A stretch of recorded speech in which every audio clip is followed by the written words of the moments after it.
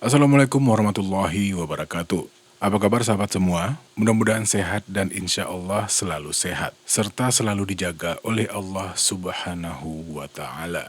Mungkin kita pernah berpikir tentang penciptaan manusia, lebih tepatnya mungkin untuk apa kita diciptakan. Pastinya segala hal yang diciptakan oleh Allah Subhanahu wa Ta'ala tidak ada yang sia-sia. Semuanya memiliki maksud dan tujuan masing-masing. Dari sekecilnya atom hingga sebesar-besarnya galaksi, memiliki peran dan fungsi tertentu dalam tata kehidupan alam semesta, termasuk penciptaan manusia di muka bumi ini, yang merupakan salah satu tanda-tanda kebesaran Allah.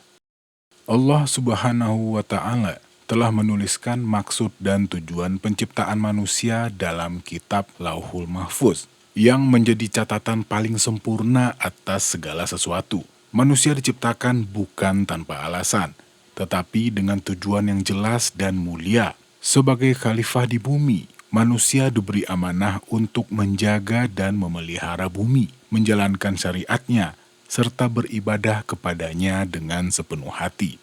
Penciptaan manusia juga dimaksudkan untuk menguji siapa di antara kita yang terbaik amalnya, yang paling taat dan patuh kepada perintahnya.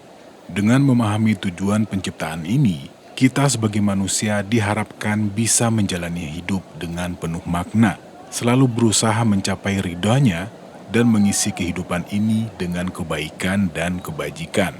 Allah berfirman dalam surat Al-Mu'minun ayat 115, yang artinya, "Maka apakah kamu menyangka bahwa sesungguhnya kami menciptakan kamu dengan main-main saja, dan bahwa kamu tidak akan dikembalikan kepada kami?" Sedangkan dalam surat Al-Anbiya ayat 16, Allah Subhanahu wa Ta'ala juga sangat tegas mengatakan bahwa penciptaan alam semesta ini tidaklah main-main. Allah berfirman, yang artinya, "Dan tidaklah kami ciptakan langit dan bumi dan segala yang ada di antara keduanya dengan bermain-main."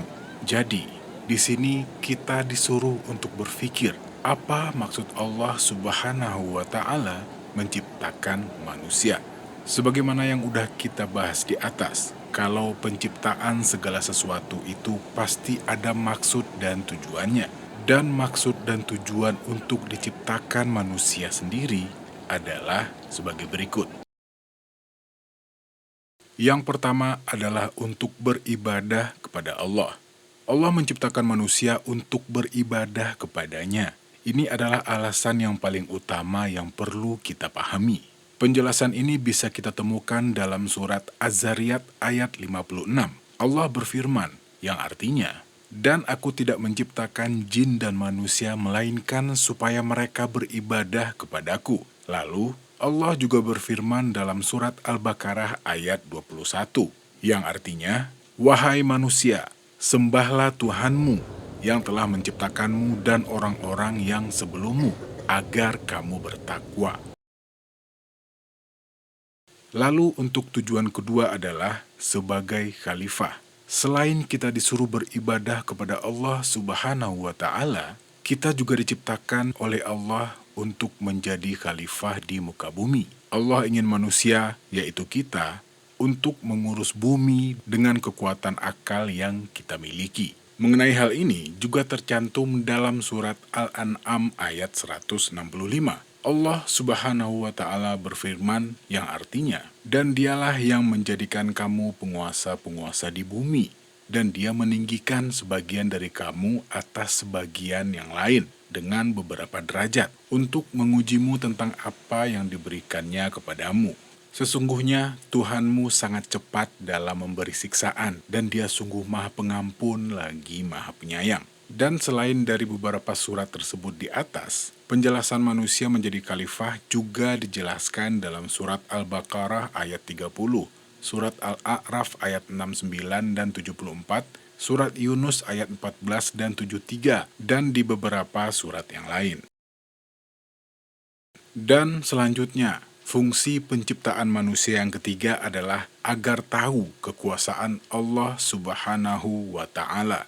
Manusia adalah ciptaan Allah yang paling sempurna. Kita diberi akal, kita diberi rasa, dan kita juga diberi hawa nafsu. Dan dengan semua hal tersebut, Allah ingin kita menyadari betapa besar kekuasaannya. Dan hal ini secara lebih rinci dapat kita temukan dalam surat At-Talaq ayat 12, yang artinya, Allah lah yang menciptakan 7 langit dan demikian pula bumi. Perintah Allah berlaku padanya, sehingga kalian dapat memahami bahwa Allah Maha Kuasa atas segala sesuatu. Dan sesungguhnya Allah ilmunya benar-benar meliputi segala sesuatu.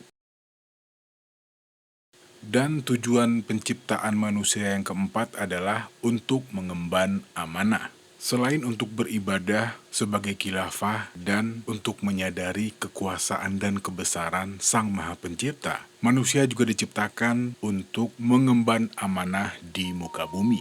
Dan amanah ini dapat kita ibaratkan sebagai ujian dan tanggung jawab saat menjalankan peran sebagai khilafah di muka bumi. Sebagaimana yang dinyatakan dalam surat Al-Ahzab ayat 72, yang artinya, sesungguhnya kami telah mengemukakan amanah kepada langit, bumi, dan gunung-gunung. Namun semuanya enggan untuk memikul amanah tersebut dan mereka khawatir akan mengkhianatinya. Dan dipikulah amanah itu oleh manusia. Sesungguhnya manusia itu sangat zalim dan sangat bodoh. Dan balik lagi, semua hal yang diciptakan oleh Allah di muka bumi, manusia termasuk dengan segala isinya. Salah satu tujuannya juga adalah untuk menguji keimanan kita. Apakah kita berhasil melewati segala ujian yang diberikan oleh dunia kepada kita, atau kita malah terjerumus semakin dalam dan melupakan tujuan sesungguhnya kenapa kita diciptakan dan ditempatkan di dalam dunia ini.